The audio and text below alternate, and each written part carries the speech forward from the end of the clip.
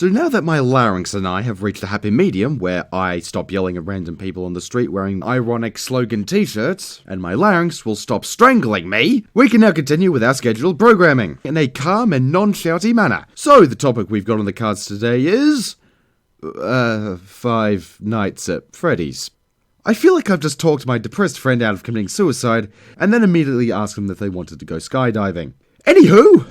I'd say I've been rather nice these past few videos. Some might even say understanding and unopinionated and fluffy bunny-like. But now, I've got some hatred I need to piss out on something no sane human being will defend. I'm serious, in my past two videos, I have tried to see both sides of the coin. And I've understood, truly I have. But Five Nights at Freddy's is just... well, it's more the fan base. Yes, the fan base is fucking awful! It's big and stupid enough to be classified as a religion. Seriously, PewDiePie is denouncing the fans of this game.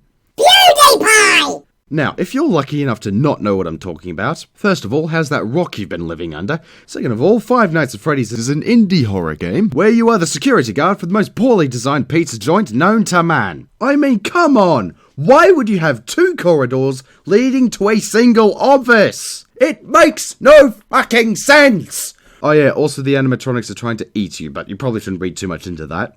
Cough, cough. Although you never see what actually happens after the annoying jump scare, and I'm not a horror fan, so I prefer to think that they just want to challenge you to an intense game of patty cake. But that's not even the scariest thing. You see, the first game came out August last year, and not even 12 months on, it has gained 3 whole sequels. That's the real monster here. Capitalism. Oh yeah, if you're wondering what the other 3 games are about... yeah, good for you. Knowledge is power.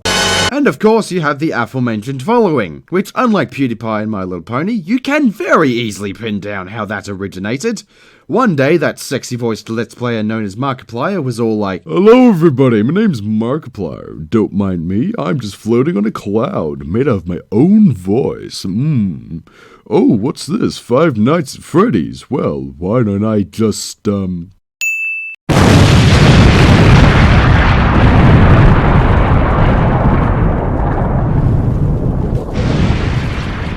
So, what hole can I...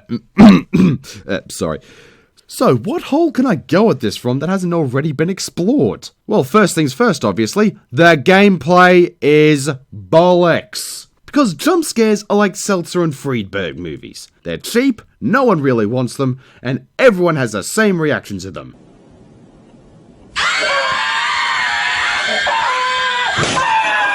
And of course, any amount of fear and terror has been wringed out of this property purely because of oversaturation.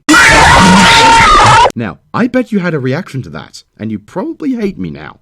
Or you didn't. Because it's a fucking bunny rabbit! But even if you did, the effect is worn off if it happens over, and over, and over, again. And now, just because I can...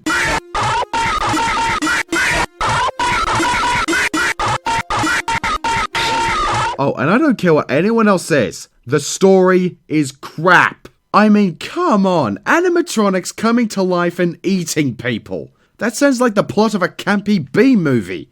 Preferably starring Bruce Campbell.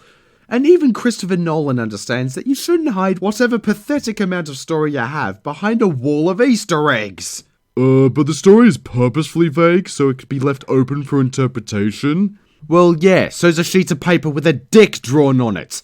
See, I'm interpreting that this was the initial creative sketches made by a left-handed auteur filmmaker named Kevin, envisioning his magnum opus about penises who grew tired of their oppression and decided to escape their host so that they could fulfill their dreams of becoming pirates and sailing across the 7 seas. However, Kevin was so excited by this idea that he suffered an incredibly unexpected cardiac arrest. See, it's easy to just make shit up! Or was I? But now, once again, getting back on track. I'm sure when this all started, the creator was just trying to make a somewhat unique indie game. Which, you know, fair enough, that's certainly respectable. And it isn't a bad game, it's definitely got some pretty good ideas. even though those ideas are rather poorly executed. Assessing like this would be better suited to an Alien Isolation type deal, where you use an iPad and security cameras to sneak around and try and escape a place, or something. But as I said, it's not bad. The problem is it's just so oversaturated. If it was any more saturated, it'd be at the bottom of the fucking ocean. But again, it's not the creator's fault for the rabidness of its fans. And come on, if you just so happen to manufacture a cow that lactates pure methamphetamine, you too would milk that shit for all it's worth. Now, before I pop off for another evening, I've just got one last thing to say. That is, I have a theory. And when I say I have a theory, I mean one of my correspondents has a theory, and I wish I fucking had it. Seriously, Little Miss Ferret, great name by the way, shout out because this is fucking good. Listen to this. Fanatic fans tend to center around fairly average shows rather than brilliant ones because average shows are bland, which leaves plenty of room for fan speculation, fan art, etc, etc. This is really goddamn clever. No one is going to ship the Mona Lisa with the Weeping Woman, nor is anyone going to try and speculate on the Monkey Jesus painting. However, a blank slate leaves the most room for interpretation. So bland shit like Minecraft, Frozen, and My Little Pony? It explains the lot! And of course the blankest of the blank slates, the quarter polar white of the Dulux color range of video games. 5 Nights at For fuck's sake, can we find a more favourable foible to furnish the fortitude for the foundation of our feeble and futile fabric of existence? Fuck, I was going so well. Seriously, can we please just move on and start giving attention to things that deserve it, like the up-and-coming movie blockbuster, The Nautical Adventures of Captain Nobby and Harry Johnson. Finally, fucking hell, I thought I'd never get this finished, really. Sorry it took so long, but hey, I've been busy, I've been sick, but I'm all good now, hopefully.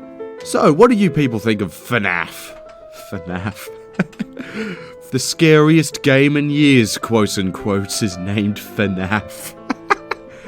Oh my god. That's the little thing. Anyway, what do you think of FNaF? Do you think I was too harsh? Do you think I was too nice? Leave your thoughts in the comments below. Make sure to like and subscribe. Follow me on Tumblr, Twitter, and Facebook. And until next time, cheery bye. 5 Nights at For fuck's sake, can we find a more favourable foible to furnish the fortitude for the foundation of our feeble and futile fabric of existence?